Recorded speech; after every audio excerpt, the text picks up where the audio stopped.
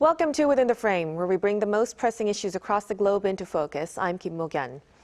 South Korean President Lee Jae Myung's state visit to Vietnam has wrapped up with a series of agreements aimed at deepening ties between the two countries. At the summit with Vietnam's top leadership, both sides agreed to strengthen strategic cooperation in energy and infrastructure while expanding nuclear cooperation and supply chain coordination amid growing global energy uncertainty. They also reaffirmed a goal to boost bilateral trade from around $95 billion to $150 billion by the year 2030, alongside concrete cooperation in major projects, including rail, airports, and new city developments. A total of 12 MOUs were signed across sectors such as digital, biotech, and food, broadening the scope of economic partnership. Attention now is turning to whether these agreements can actually translate into real business outcomes. For a closer look into the latest developments, we are joined in the studio by Yang Jun-seok, Professor of Economics at the Catholic University of Korea. A big welcome. Happy to be here. And also joining us online is Kim Hyung-jong, Professor at the Seoul National University Asia Center. Good to see you. Thank you for having me. So let's start right away with Professor Kim first. So now that the summit has already finished, I wonder, what is your assessment of the overall outcome? So I think the starting point here is that this summit is really about setting directions rather than delivering the final results. And Korea and Vietnam already have the deep and structural economic ties. Korea is the largest investor, and the trade is close to $100 billion. From Vietnam's perspective, the relationship is central to its developmental strategies. Korea is not just a trading partner, but a key source of the investment, production, and infrastructure cooperations. So this visit was really about stabilizing and upgrading an already important partnerships. And also timing also matters. The visit comes at a moment institutional consolidation under President Doram's in Vietnam. So it reinforces continuity in economic cooperation, and we can see the scope expanding, such as energies, infrastructure, and digitals, and supply chains, and so on. This reflects Vietnam's broad push toward economic upgrading. At the same time, the most agreements are still in a form of the MOUs. They set the directions, but do not guarantee the execution. So overall, I'd say that this summit provides a framework for deeper cooperation, and real impact will become clearer as the implementation moves forward. Right, definitely. So it really reinforced the current partnership and paved the way for more in the coming years. But stepping back for a moment, Professor Yang, like Professor Kim has just mentioned, Vietnam is one of South Korea's top 3 trading partners. Tell us, how important is Vietnam for South Korea's economic strategy? Okay, well, in about last 10 years, Vietnam really exploded as an export destination for Korean goods. In 2001, Korea exported about $1.7 billion worth of products to Vietnam, but last year, 2025, this was $62.8 billion, and it accounted for nearly 9% of all Korean exports. Now, the items that are being exported to Vietnam include semiconductors, flat displays, wireless communications equipment, and petroleum products. Vietnam is also one of the major import sources for Korea. Last year, Korea imported $31.8 billion worth of products from Vietnam. It was the 6th largest import source, and it took about 5% of total Korean imports. Also, Korea is a major investor in Vietnam. Korea made about $26.8 billion foreign direct investment cumulatively in Vietnam.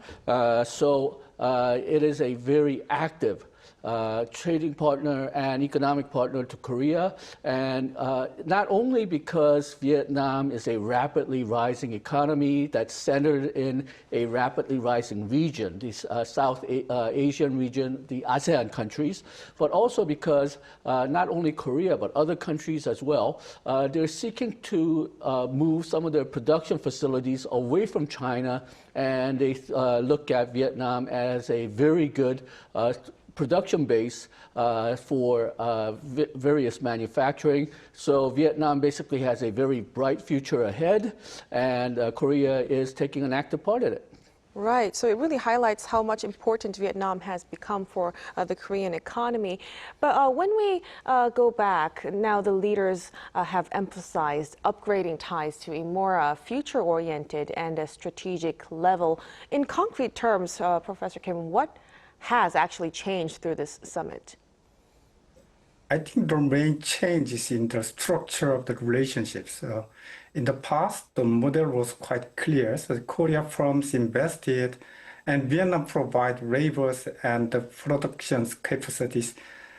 That model supported rapid growth, but it also had clear limitations over time.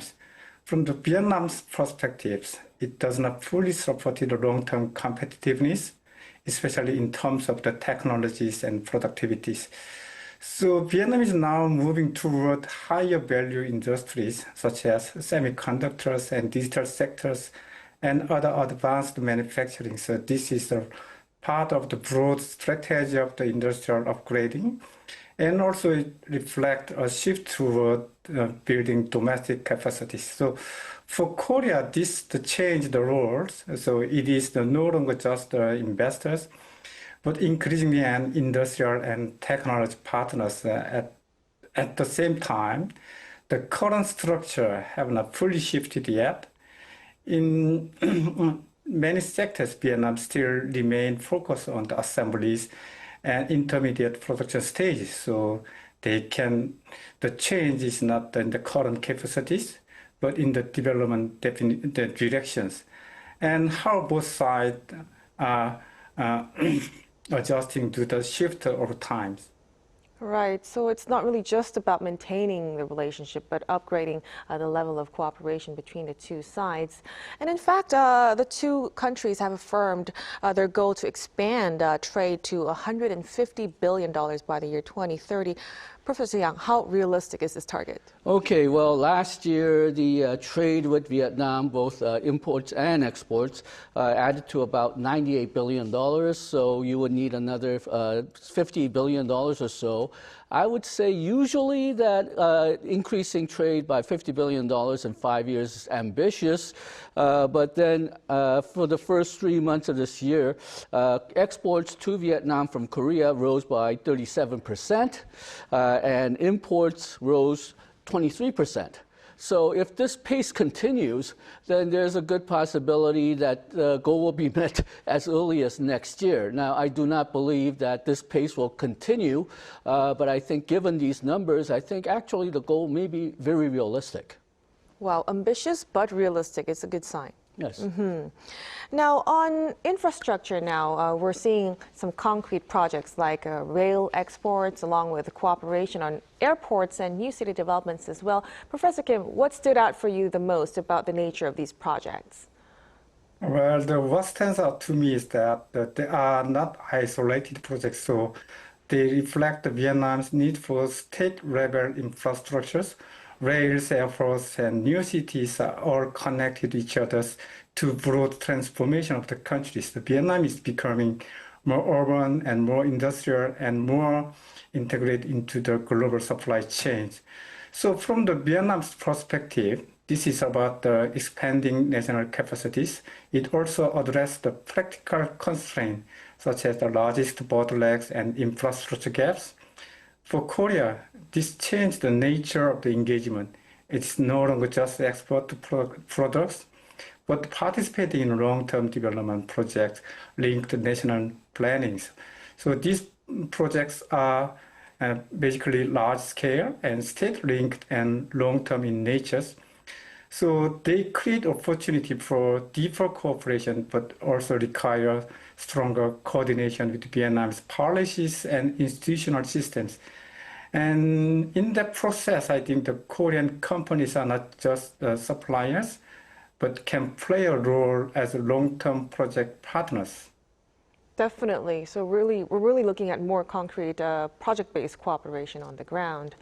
Now, at the same time, when it comes to supply chain cooperation, especially about critical minerals, it was indeed a key agenda item. How significant were the outcomes in terms of strengthening supply chain stability? Okay, well, Vietnam was once thought to be the second largest country in terms of rare earth reserves. That number is being readjusted right now, but still it is considered one of the major reserves of rare earth. So that was one of the goals of the two heads of state meeting. And there seems to be some MOUs signed in this regard, and there will be increased cooperation. The actual details have not been revealed all that much yet, but still, Korea does need alternate sourcing from China to get rare earth, and Vietnam seems to be in a very good position to at least supply some of them. There has been a large advance in things like tungsten. Vietnam is a third largest reserve, has the third largest reserve of tungsten, and that is required for semiconductors, aircraft engines, and defense industries. So there will be various measures, various initiatives for companies to supply rare earth from Vietnam, but it'll be up to perhaps the individual companies themselves to actually go and actually make concrete ties. The MOU will set up the environment. So that it'll make it easier for these companies to go in and make deals so that they can get real earth from Vietnam to Korea. But it'll be, I think, up to the companies themselves to make the actual ties. But I think the current meeting should be credited for trying to set up the framework so that both Vietnamese companies and Korean companies can make dealing for these rare earth easier. So it really did pave the way. But going back to MOUs, we are aware that a dozen MOUs have been signed in digital, biotech, and food trade as well. How could we evaluate this scope and the potential economic impact? Okay, there really has been a very diverse range of MOUs. I think you said in the header that it ranges from things like nuclear power to biotechnology to energy, electricity goods, and even cultural goods. I think some of the most notable ones are MOUs for nuclear power. One is MOU for cooperation for development of new power plants, and that is actually signed between KEPCO and Petro Vietnam Group, and that will involve building new nuclear reactors. And then there has also been another MOUs for providing financing for that as well. So Korea will not only be providing technology, but likely be financing providing a lot of financing as well. And then there were MOUs dealing with AI and cybersecurity, biotechnology, energy, electricity grids, and as I mentioned, the cultural exchange, so that the people who are engaged in cultural industries will be able to travel and meet with each other much easier. Personally, I found one thing that was interesting was that they will have a MOU for safety, for food, pharmaceuticals, cosmetics, and medical equipment. This has to do with trying to align regulations of these two countries so that they can make trade in these products easier. There's also been some MOUs dealing with electricity infrastructure cooperation, dealing with renewable energy and power storage, batteries, ESS. So Korea may be involved in trying to develop not only nuclear reactors, but energy structure in Vietnam as well. That is partially because Vietnam wants to get into AI data centers. That means they will need a lot of power, but also because Vietnam is developing very quickly. If you want to get develop their manufacturing sector further, then they will probably need a lot more power infrastructure as well. So definitely a lot of areas to look forward to when it comes to cooperation. But beyond the economic side, President Lee Jae Myung, he also met with Vietnam's new leadership, including Prime Minister and also the National Assembly Speaker. Professor Kim, how important is this kind of political and institutional engagement?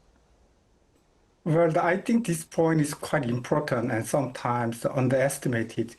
In Vietnam, the large economic projects do not move only through the market, they also move through the political and institutional channels. That means the engagement at the multilateral level matters. it connects Korea to the broad decision-making structures. In particular terms, this involved the coordination across the parties and the government and national assemblies.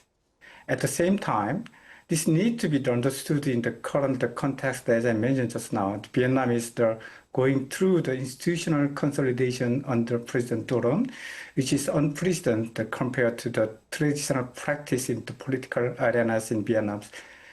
In that situation, the coordination across the institution becomes even more important because policy directions and implementation need to be aligned.